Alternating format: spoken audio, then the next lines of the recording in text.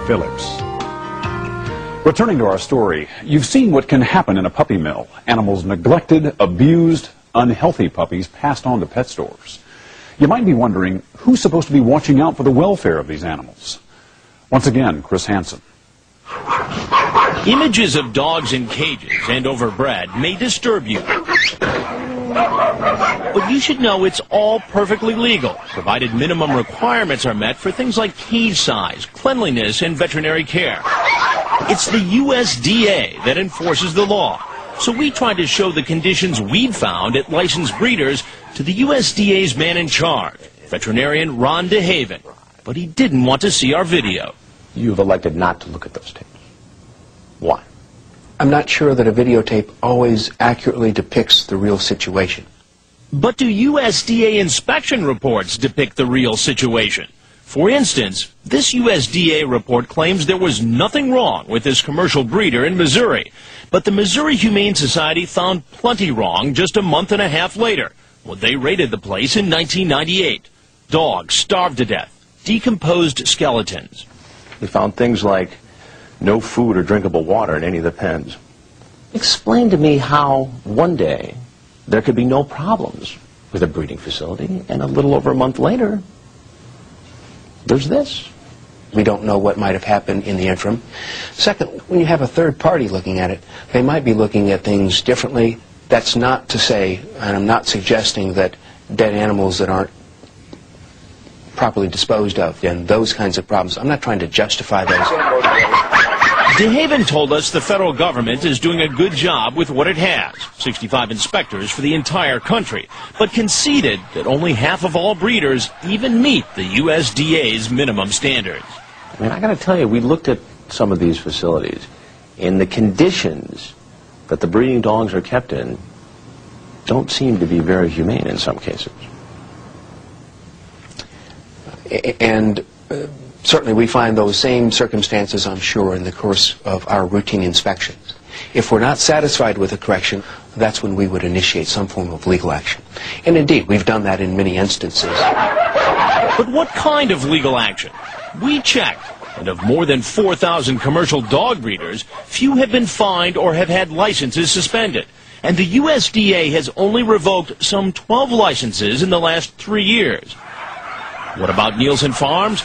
Despite years of safety, health, and sanitation violations documented in the USDA's own records, no legal action was ever taken. And the inspector who found no problems at this facility with dead and starving dogs, he left the USDA in 1998, only to be charged in 1999 with unlawfully running his own dog business without a USDA license.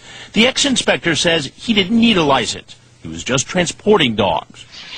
When we visited pet stores, we heard a lot about the importance of the USDA's work. It was a big selling point. We only buy from USDA licensed breeders.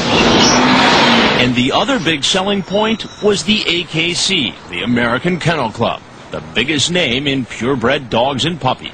You know, AKC is still a worldwide respected organization. Some pet stores use that name to sell seemingly higher quality pups. They make inspections here. You know, they inspect our breeders. You know, that people who don't have AKC are not subject to that kind of scrutiny. Hearing this, it's no wonder shoppers think AKC puppies seem more valuable than non-AKC puppies. And that may explain why we heard from numerous sources that unscrupulous breeders will sometimes phony up AKC papers to market their pups to pet stores at a higher price. Sharon Williams, who trucked puppies for the Missouri breeder Puppy Ridge, says she saw it firsthand. If a puppy she tried to deliver was rejected by a pet shop for a health problem or the way it looked, she says her boss had a simple solution. He'd say, well, if there's another one in the van, just switch the collars. Just switch the collars? Meaning you take the collar that's got the AKC number and everything off of the one puppy and put it on the other puppy. Just how easy is it to get AKC papers? Just how much scrutiny is there? We decided to see what would happen if we attempted to register a litter of non-existent puppies. We simply claimed we'd mated this deceased AKC Golden Retriever with this spayed one.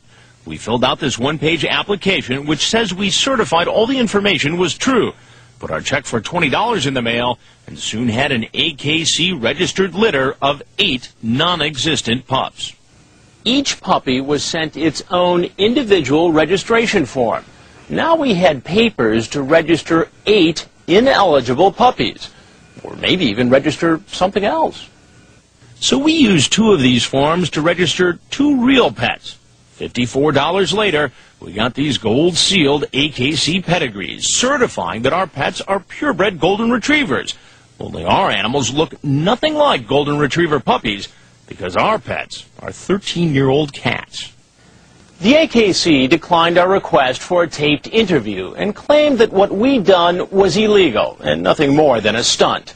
As for the AKC's gold seal, no matter what pet stores may want you to think, the AKC told us it is simply a registration, a kind of birth certificate, and cannot guarantee the health or quality of a dog. The AKC told us it's the government's job, not theirs, to inspect breeders, and it's the breeder's responsibility to be truthful when registering dogs.